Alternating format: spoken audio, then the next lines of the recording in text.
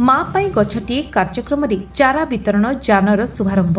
नवरंगपुर जिला डाबुगां वनांचल अधिकारी कार्यालय माँ पाई गछटिए चारा वितरण जानर शुभारंभ कले डाबुगां पंचायत समिति अध्यक्षा बीणा माझी, डाबुगां युव सरपंच विनोद सौरा एवं अधिकारी वृंद। यह अवसर में डाबुगां वनांचल अधिकारी रामचंद्र भोत्रांक अध्यक्षतार मुख्य अतिथि डाबुगां पंचायत समिति अध्यक्षा बीणा माझी, सम्मानित अतिथि डाबुगां सरपंच विनोद सौरा, डाबुगां बनपाल उमाकांत पट्टनायक, मैदलपुर बनपाल मधुसूदन पात्र, जटाबाल बनपाल विष्णु विषयी प्रमुख मंच उपरे उपवेशन करथिबा बेले वृक्ष ही जीवन उपरे निज निजर वक्तव्य प्रदान करी प्रचुर अम्लजान पाइबा पई बहु परिमाण रे गछ लगाई मनुष्य जीवन सुरुखुरुरे शांति कटाइबार वार्ता देथिले। दिनकु दिन जंगल ए मनुष्य क्षय करि चलिथिबारु अम्लजानर घोर अभाव आगकु परिलक्षित हेबा सुनिश्चित। आसंता 17 तारिख यशस्वी प्रधानमंत्री जन्मदिन उपलक्षे राज्य में 75 लक्ष चारा रोपण कार्यक्रम रहिथिबा बेले आम डाबुगां वनांचल अधीन